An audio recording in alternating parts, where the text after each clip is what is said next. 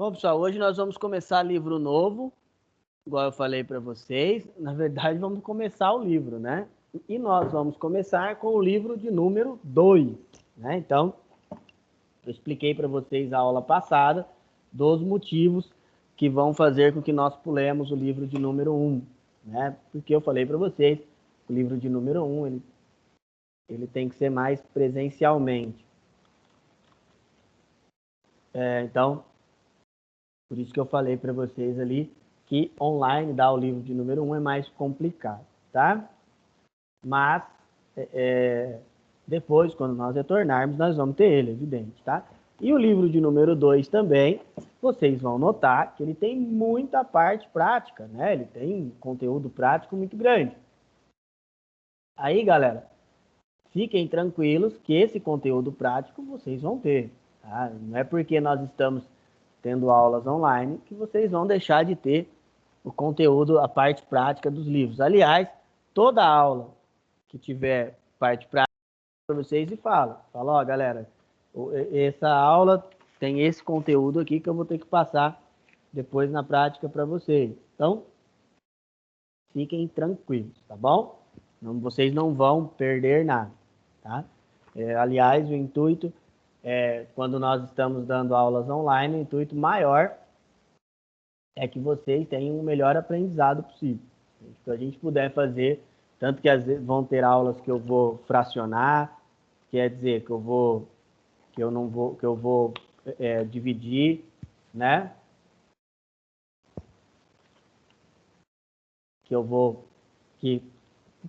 Pelo assunto ser um pouco mais complicado, é mais por isso, tá? Bom, galera, continuando aí. Então, outra coisa que eu queria falar para vocês também, sobre as aulas, né? A gente conversou bastante sobre estudar online. Estudar online dá trabalho, tá? Então, necessito que vocês aí prestem bastante atenção para que a gente possa ter o melhor desempenho possível. Então, para que nós possamos ter o melhor desempenho, eu preciso que vocês tenham o máximo de atenção, tá bom?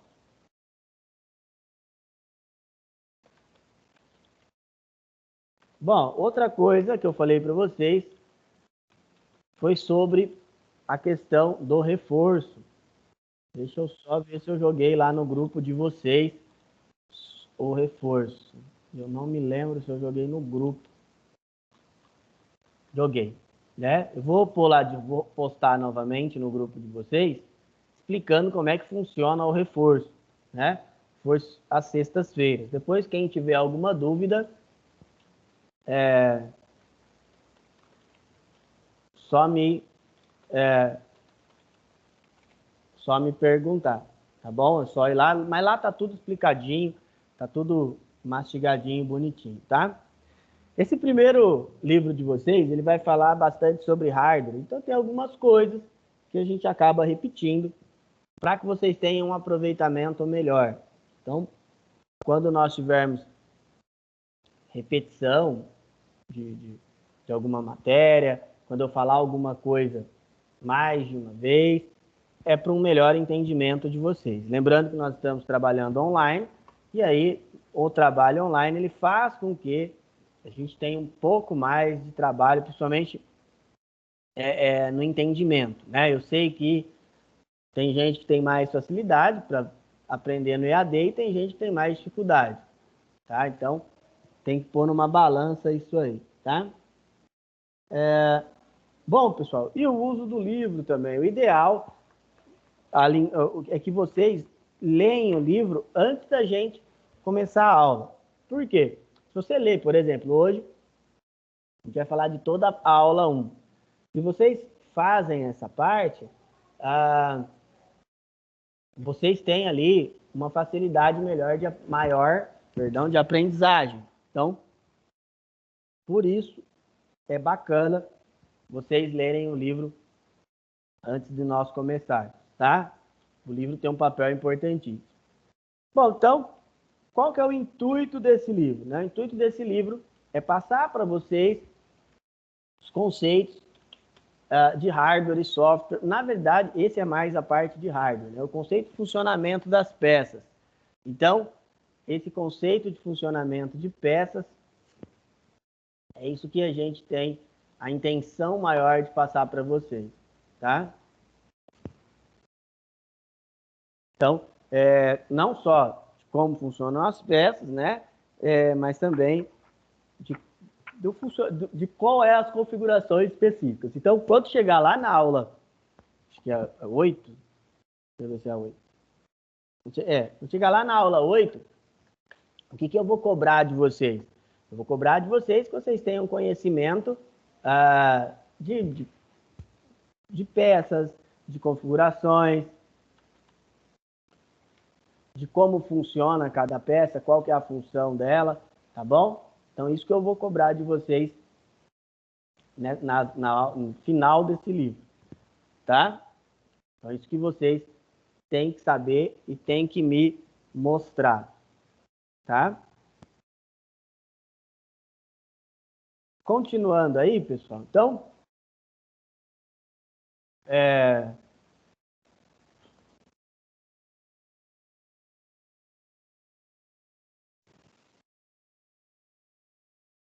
conhecimento, tá?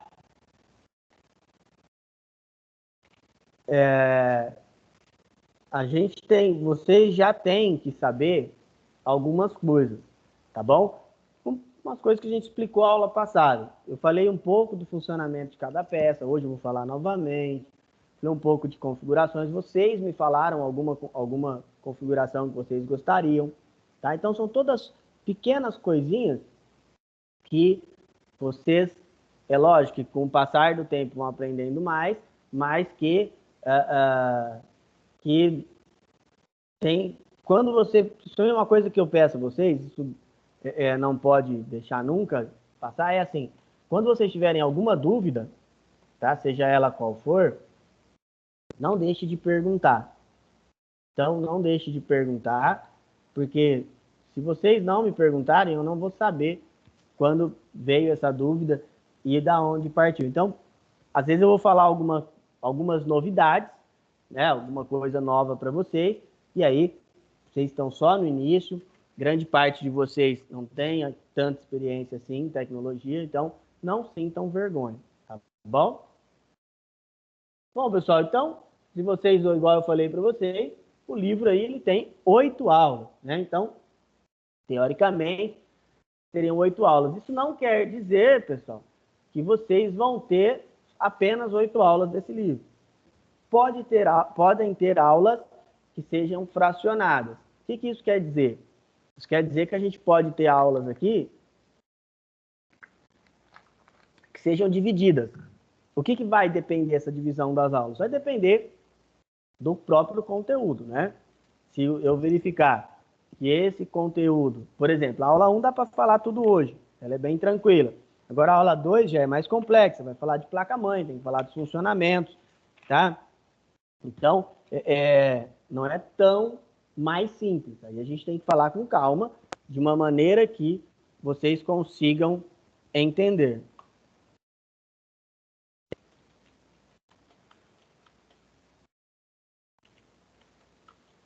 Tá bom? Então, podem ficar bem tranquilos com relação a isso. Bom, galera, no livro de vocês, aí na página 12, ele faz essas 3 primeiras perguntinhas para vocês, logo na página 12. Então, tentem responder para mim, fazendo favor. Lembrando que todas as vezes que eu parar para falar um exercício para vocês, vocês vão me responder lá no meu WhatsApp particular. Vão me chamar no privado e vão me responder. Tá bom? Vai lá, pessoal. Vamos. Deixa eu só ver que prazo aqui. Acho que 5 minutinhos tá bom, né? Já dá para todo mundo responder. Vai lá.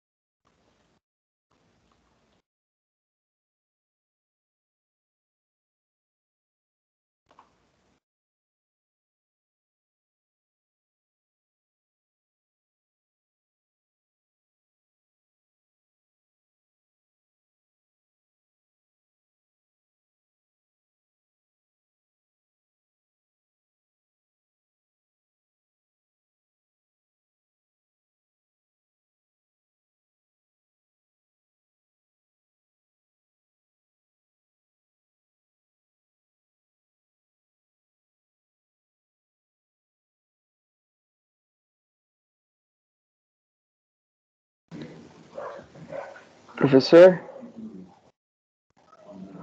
Oi, pode falar. eu acabei de entrar na aula, o que é para fazer? É só responder essas 3 perguntinhas aí. Você pode me responder lá no meu WhatsApp particular, por favor. Vai lá que o tempo tá acabando, gente.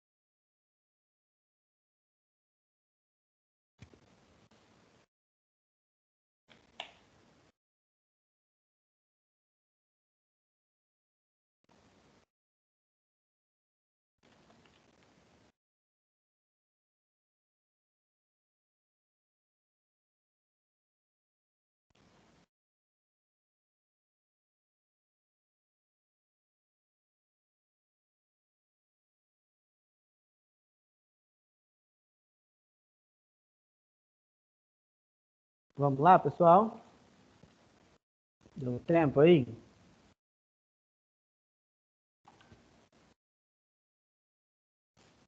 Bom, vamos lá. Então, bom, a primeira, ela está ali, ó. Ela já está aqui bem no começo do livro. Quem leu essa primeira aula aí, viu que é bem tranquilo. Então, a primeira, a gente pode pegar, tem um pedaço aqui que fala bem, ó, o que é, como funciona um computador. Ele fala que ó, computadores têm como linguagem nativa a base binária, ou seja, ele entende apenas zeros e uns, capaz de entender a ausência ou a presença de corrente elétrica. Por mais complexo que pareça, nossa vida gira em torno da mesma linha de pensamento. Então, o computador, como é que ele vai funcionar?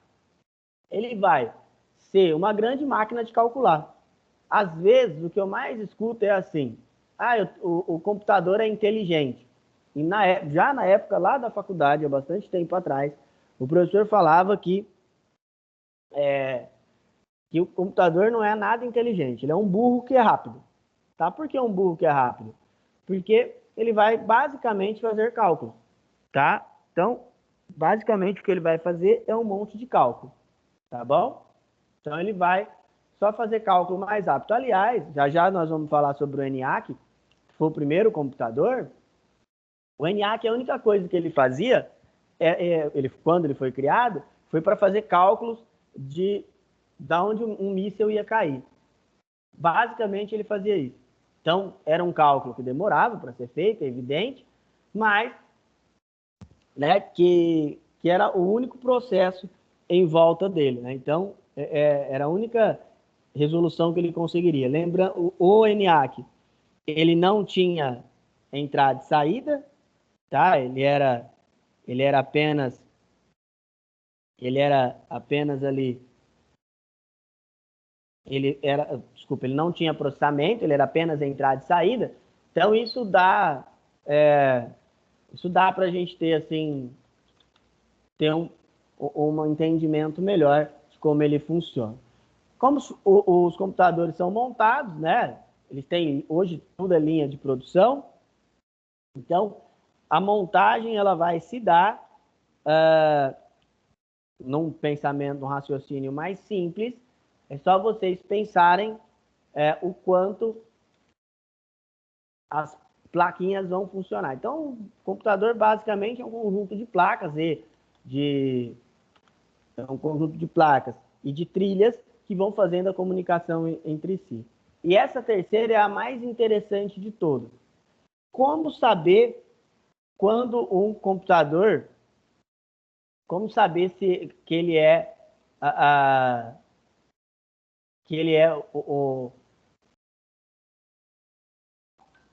que ele atende às minhas necessidades? Depende do que eu vou fazer. Então vai depender muito do que eu vou precisar fazer. Então, eu uso o AutoCAD. Então eu sei que eu preciso de um computador que seja mais potente. O AutoCAD é um software de edição 3D. Então, eu sei que lá eu vou precisar de uma máquina mais veloz, tá? E assim por diante, tá bom? Então, você vai saber. Uma das coisas que vocês têm que fazer é o seguinte, pessoal. Quando vocês forem. A gente tem uma palavra que quando você for estruturar um computador para você, ou verificar qual computador seria bom para o seu uso, você sempre vai olhar os programas que você vai utilizar nele. Todo programa, ele tem uma base ali para você trabalhar. Então, todo programa ele vai ter uma configuração mínima, tá? E aí, como ele tem uma configuração mínima, né, para você ter de instalação, é só você ir verificando qual é essa configuração mínima e tentar trabalhar em cima dela, tá bom? Pessoal, tranquilo esse primeiro exercício? Alguém tem alguma pergunta?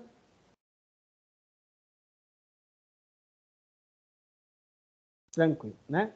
Bom, aí na página 13, ele tem mais, são 5 perguntinhas. Vamos ver como é que vocês se saem nessa. Vai lá, pessoal. Mais 10 minutinhos aí para vocês.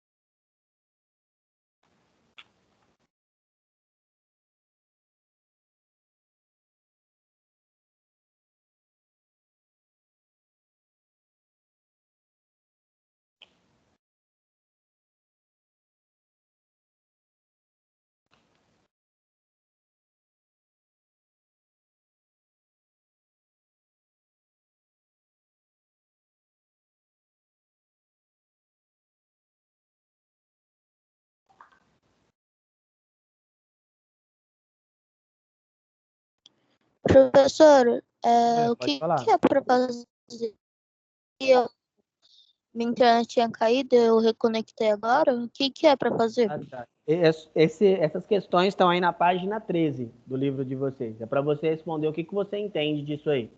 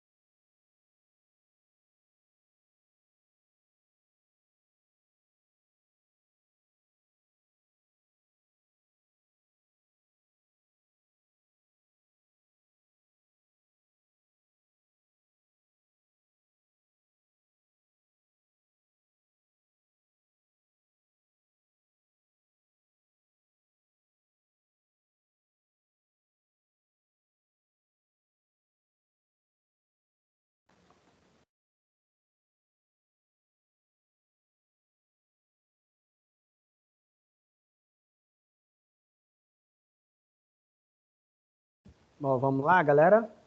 Deu tempinho aí, né? Bom, então, vamos lá. Então, pessoal, primeiro de tudo é assim, quando você não entende um conceito, seja ele aí qual for, conceito que nós estivermos passando para vocês, ou seja, principalmente nesse início, eu sempre falo que é normal.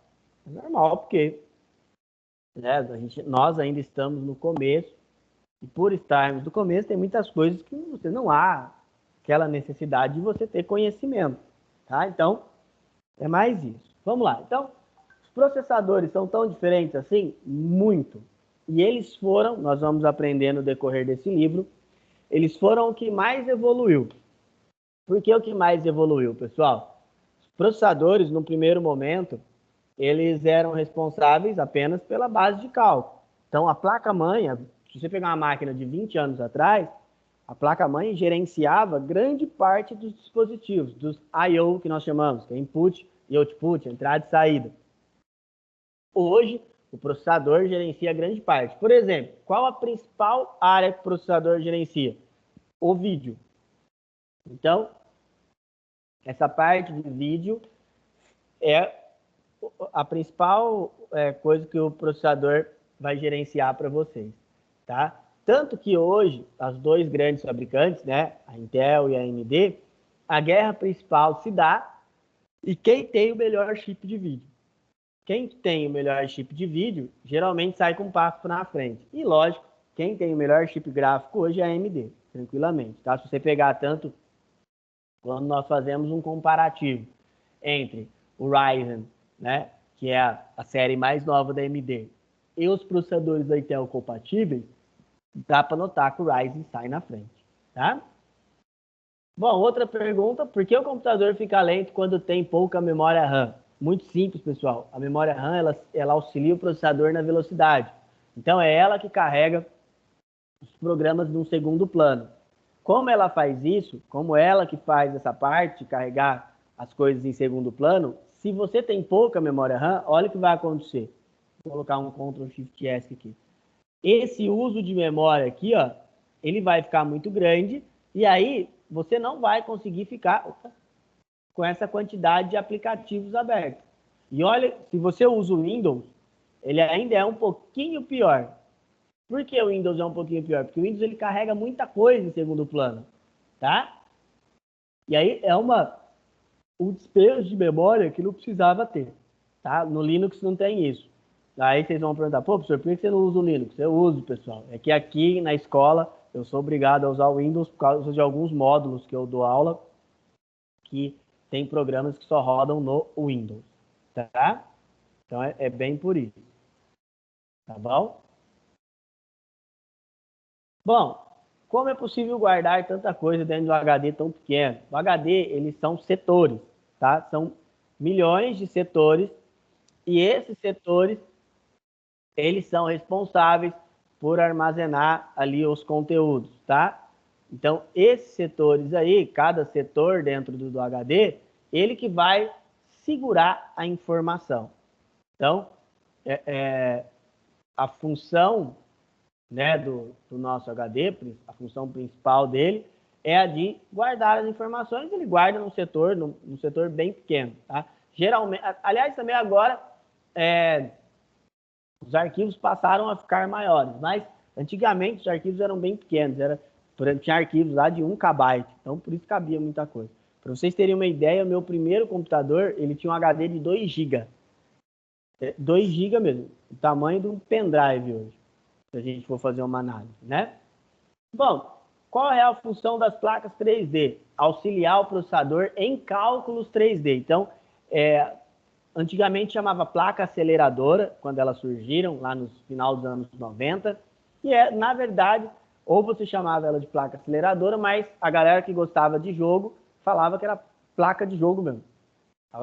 Placa gamer e assim por diante, tá? Por quê? Porque os computadores antigamente não tinham essa placa. Mas hoje elas desempenham um papel muito, muito maior, né? Que é o de auxiliar o processador nos cálculos 3D, tá bom?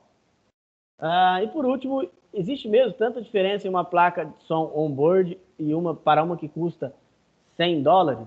Claro, né, pessoal? A placa on-board, ela trabalha com 2 canais. Então, elas só são 2 canais, tá? E a placa off-board, essa placa melhor, ela trabalha com 5 canais. Então, ela tem uma potência maior de som que vai sair nela. Então, o som que vai sair, ele vai ter uma potência muito maior. E, por exemplo, vamos supor que você queira ligar um home theater nesse seu computador, né? Se você tiver só uma placa on-board, você não vai conseguir. Agora, se você tiver uma placa de vídeo off-board, aí você vai conseguir ligar e fazer tocar em todas as caixas, tá? Hoje em dia tá muito difícil ver, porque faz bastante tempo, mas a última vez que eu trabalhei eu fui num estúdio, e aí nesse estúdio eu tive que configurar uma placa, tá? Então, configuração bem grande. Bom, galera, continuando aí na página 13 ainda, ele vai falar dos conceitos de hardware e software. Então, hardware são todas as peças, né? Então, todas as peças do computador é um hardware. E ele é dividido em dispositivos de entrada e dispositivos de saída, onde todo dispositivo de entrada é aquele que vai inserir informações dentro do seu computador e o dispositivo de saída é o que vai fazer a exibição, tá? E ainda aí no livro, na página 14, ele vai mostrar para vocês o que é o software. Software são todos os programas.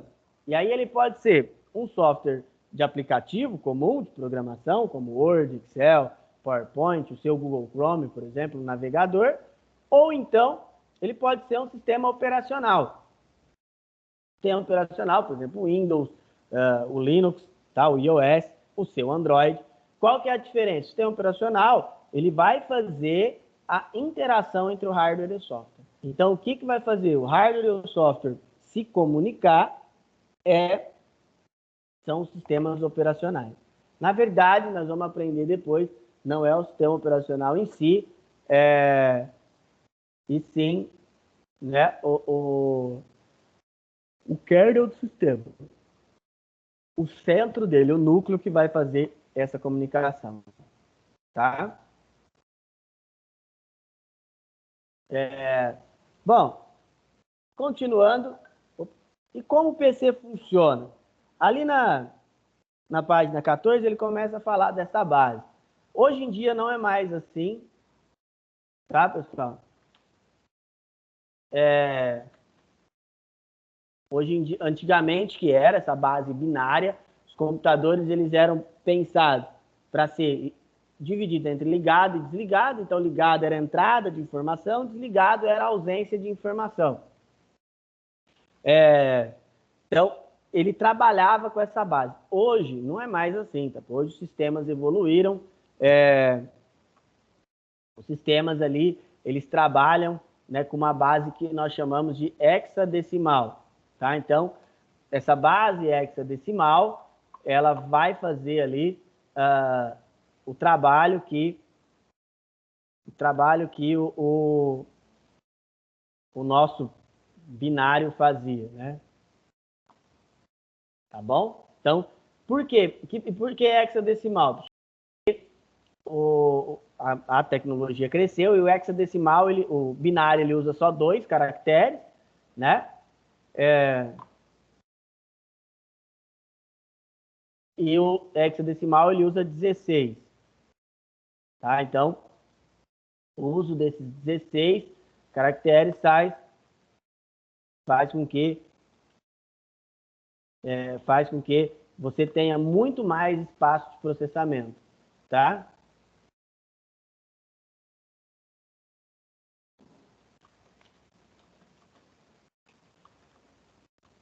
Tá? Bom, então aí a gente entende a nossa base numérica. Olha aí na página 16. Na página 16, ele vai mostrar para nós aí a base decimal, que é a nossa que nós entendemos, né? Então, é o que nós usamos no dia a dia. A base binária, que eram só zeros e uns, e a decimal, que eram 16. Aí, como é que é contado a base hexadecimal? A base hexadecimal, ela vai de 0 a 9, depois de A a F. Tá? Então, isso que é contado aí. Tá bom? É isso que vai fazer essa contagem. Então, vem, né? Vai até o F, aí vai ter. Tanto que, onde eu vejo hexadecimal? Olha aqui que interessante. Vou colocar aqui um número para vocês. Ó, isso aqui, ó. Isso aqui depois vocês vão aprender, chama MAC address, é o endereço da placa de rede.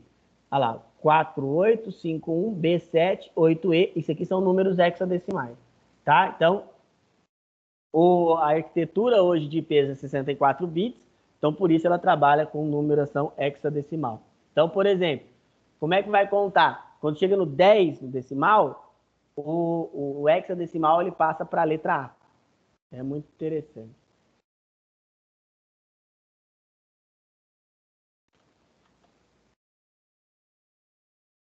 Bom, esse aí é o ENIAC, tem na página 17. O ENIAC foi o que eu falei para vocês. Né? O ENIAC ele era muito interessante, ele era uma grande máquina de calcular. Vocês estão olhando aí na imagem, é um monte de válvulas, é a primeira geração das válvulas.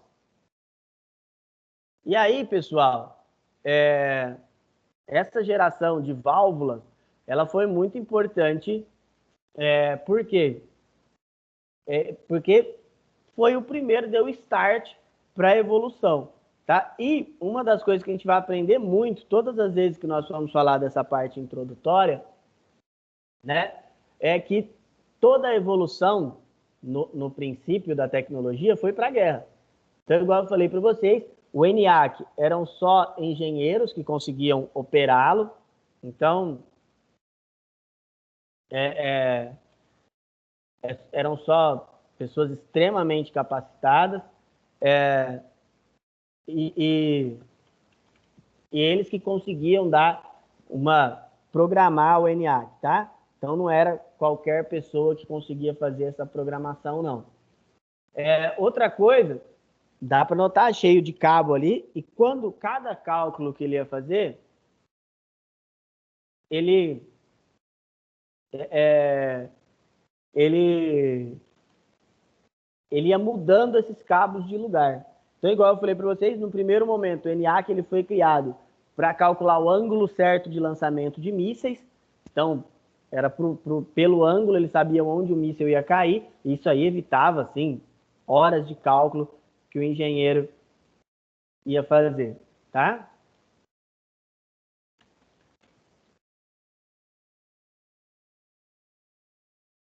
Bom, coisa de extrema importância é a tabela ESC. Ela está aí na página 19 do livro de vocês. E qual que é a importância da tabela ESC? É que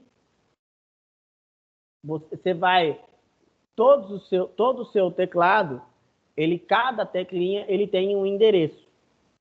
Então ele tem um endereçozinho que você vai olhando na tabela ESC e vai verificando. Olha aí, ó, na página 71, ele mostra a importância da tabela ESC. Ela foi aumentando, né, evidente, porque, por exemplo, tem países que usam o padrão ANSI, né, que é o padrão americano.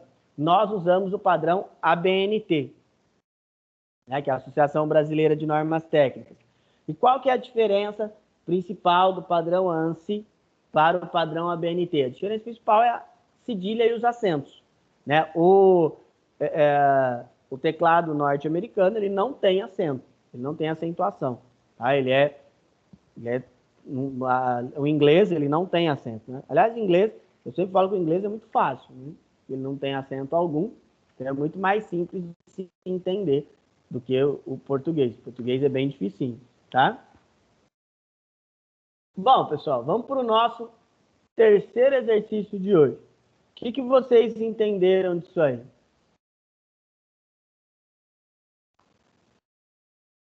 Vamos lá, pessoal.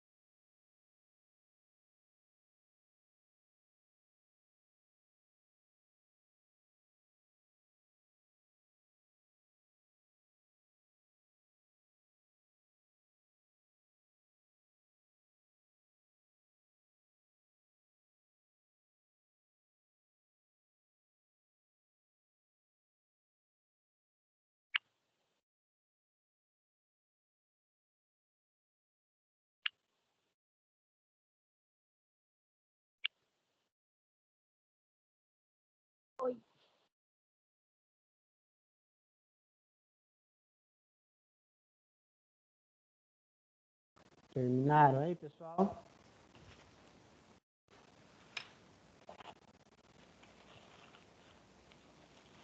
Bom, vamos lá. Então, a primeira, ela é estritamente pessoal, né?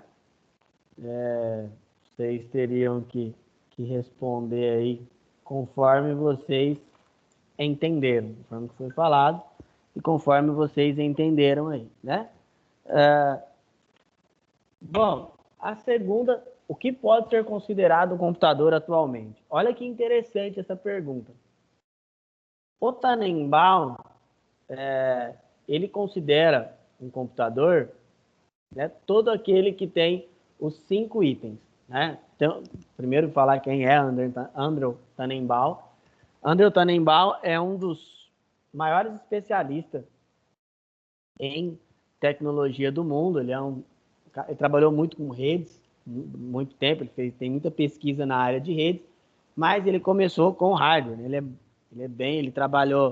Ele foi diretor do MIT, né, que é o maior laboratório, maior faculdade de tecnologia do mundo. E aí, pessoal, o Tannenbaum, num primeiro momento, ele falava que o computador era todo aquele que possui os 5 componentes. Quais são os 5 componentes? Placa-mãe, processador, memória, placa-mãe, processador, memória volátil, dispositivo de armazenamento e fonte. Durante muitos anos, esse termo computador, ele ficou sendo só para aquela caixona, né? Quando eu era criança, aquela caixona branca, né? Que depois virou uma caixona preta, e depois os notebooks também. Hoje em dia, nós temos muito mais dispositivos que podem ser chamados de computador, como, por exemplo, a nossa TV. A nossa TV, ela tem todos esses componentes, né? Placa-mãe, processador, memória, dispositivo de armazenamento e energia. Nós podemos falar nossa TV, o smartphone, né? Evidente, claro, nosso celular. Às vezes, esses dias eu vi até uma máquina de lavar roupas smart.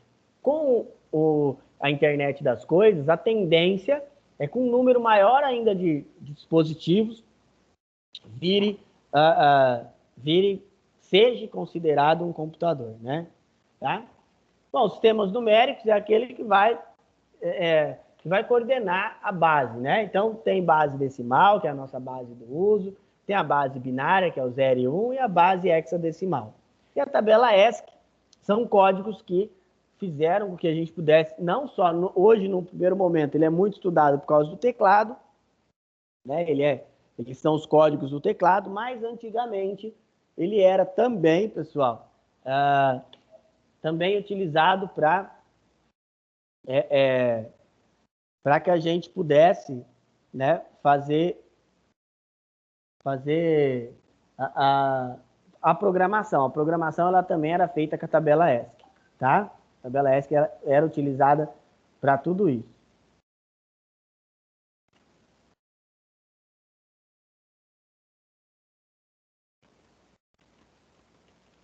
Bom, continuando, então, igual eu falei para vocês,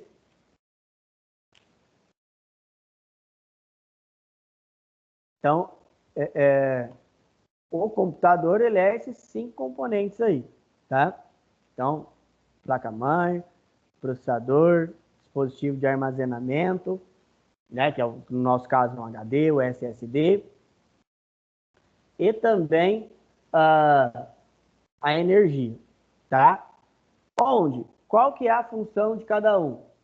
A placa-mãe hoje, pessoal, assim, hoje eu vou falar para vocês bem por cima, tá? Mas depois nós vamos ter com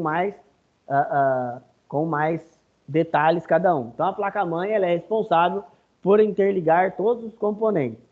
Então, todos os componentes que estão conectados nela, a responsabilidade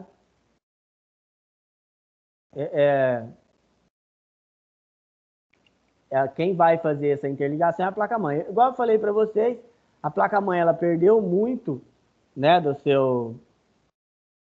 suas configurações, muito ali dos seus, da sua parte de importância. Por quê? Porque acabou que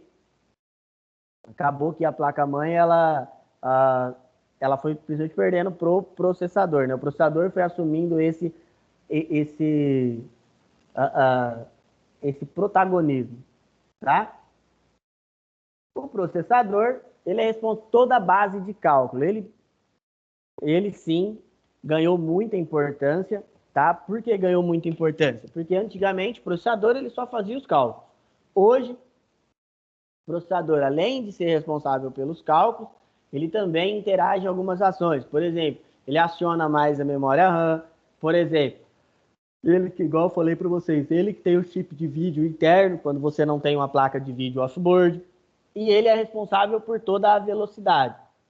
Pessoal, também uma coisa que a gente tem que ter em mente, o processador,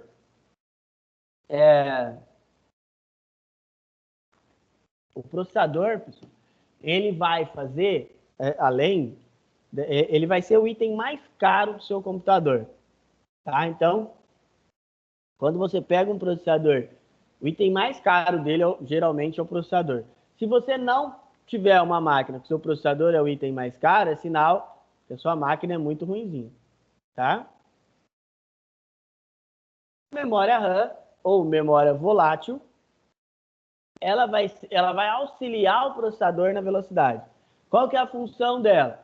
Primeiro, iniciar o vídeo. Quando você liga o computador, o processador aciona a memória RAM e ele aciona a parte de vídeo, tá? E quando o sistema está aberto, é segurar tudo em tanto o primeiro quanto o segundo plano. Não se salva nada na memória RAM. Nunca se esqueçam disso. Você reiniciou a memória RAM, por isso que ela tem o nome de volátil. Random Access Memory, memória de acesso randômico ou aleatório. Quando você reinicia o computador, ele apaga tudo que tem na memória RAM. Tá? Então, não ficam informações na memória RAM. Onde você salva as informações é no seu HD. Bom, então, o seu HD que é responsável por salvar todas as informações do seu computador. O HD, aí o hard disk, ele é o dispositivo de armazenamento. Nós temos o HD, o IDE e o SATA, tá? O IDE quase não existe mais, né? Porque ele é bem antigo. E o SATA é uma configuração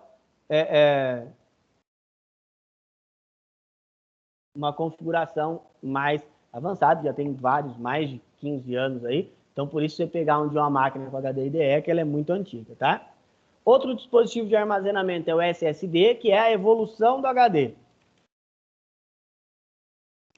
O HD ele evoluiu, ele virou um disco sólido, né, o SSD, e o SSD ele bem mais veloz, né? Como ele é disco magnético, ele consegue transportar a informação com muito mais velocidade do que o HD comum, que o disco comum, tá? Então, esse é o principal ali uso do SSD. E tem os HDs híbridos, tá? O HD híbrido, ele vai usar as duas configurações. Tanto ele vai ter um pedacinho dele que é SSD, e ele tem o restante no HD comum, tá? Então, no SSD,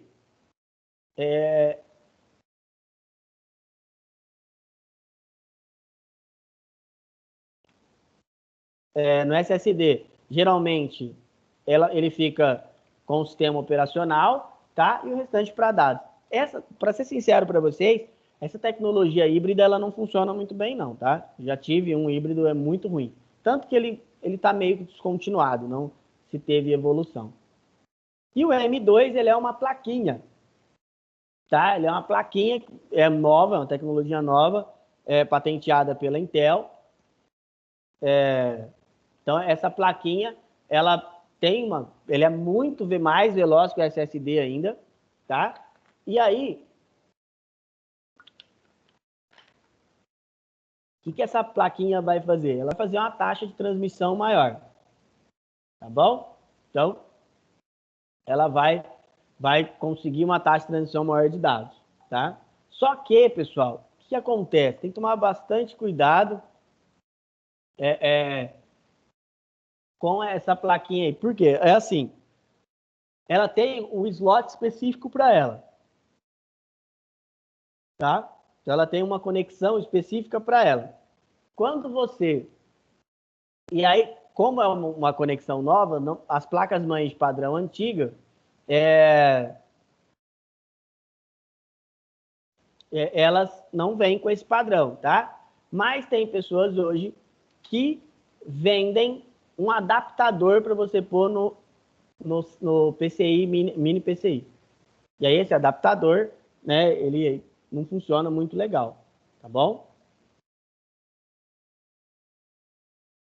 Fonte de alimentação, no caso do PC, ela pode ser uma fonte, tem três tipos especificamente. Pode ser uma fonte modular, né? Desculpa, uma fonte nominal, vamos começar pela mais fraca. Pode ser uma fonte nominal, que é uma fonte mais simples, né? Que geralmente você encontra em PCs mais baratos. Uma fonte real, que ela vai dar realmente a potência necessária, e uma fonte modular. A fonte modular, ela vai dar uma potência maior, tá bom? Aí é bem maior mesmo, tá? A placa de vídeo, ela vai auxiliar o processador especificamente em cálculos 3D. Uma coisa bacana da placa de vídeo é que ela, pessoal, ela tem configurações de memória, de armazenamento. Ela parece que ela é um computador dentro dela, tá?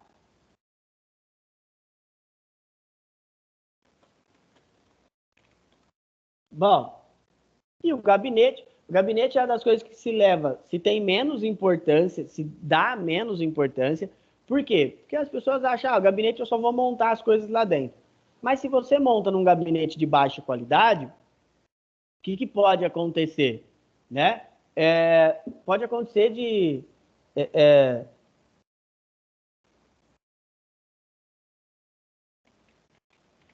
pode acontecer das suas peças não ficar bem presas ali e danificar algum componente. Tá bom? Pessoal, escrevam o que vocês entenderam da função de cada um desses aí. Vai lá, galera, mais 10 minutinhos aí.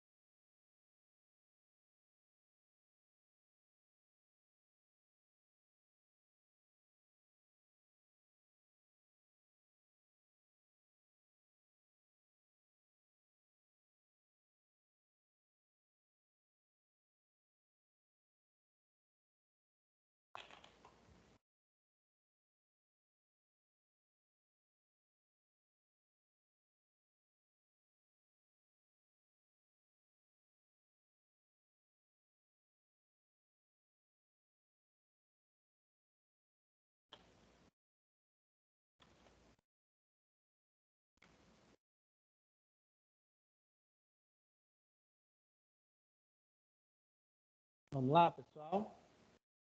Bom, galera, alguém tem alguma dúvida? Alguém quer fazer alguma pergunta? Não, professor. Bom, então, ó, peguem o livro de vocês e abram na página 22 e 23. Na 22, né? Vai abrir, vai aparecer as duas. Todas as aulas de vocês, ou quase todas, né? Pode acontecer de ter alguma que não tenha, ela tem exercício para casa. E aí, se vocês olharem, tem um lugar para avistar, tá? Então, é lógico que não vai dar para avistar o de vocês, né? Porque eu não vou estar fisicamente, mas o que eu vou pedir para vocês? Vocês vão fazer no livro mesmo. Então, vocês vão escrever aí no livro, vão tirar uma foto e me mandar. Até quando vocês vão poder fazer isso? Até a próxima aula. Então, esse é o prazo desse exercício, tá bom? Então essas questões aí, ó, tá? Mas está no livro de vocês, na página 22 e 23, tá? Então, lá na página 22 e 23, tá lá o exercício. O que vocês vão fazer? Vocês vão responder aí no livro mesmo, tá? Depois vocês vão tirar foto e me mandar lá no WhatsApp normal, igual vocês têm feito digitando os exercícios, certo? Dá 1 até 6, senhor? Isso, dá 1 até a 6. 1 até a 6 aí. Já dei uma lida, são bem simples, tá? Dá para responder todos eles aí, tá bom? Só, então, por hoje é só. Um prazer incomensurável. A gente volta semana que vem, tá bom? Tchau. Até semana que vem. Boa semana para vocês. Boa noite.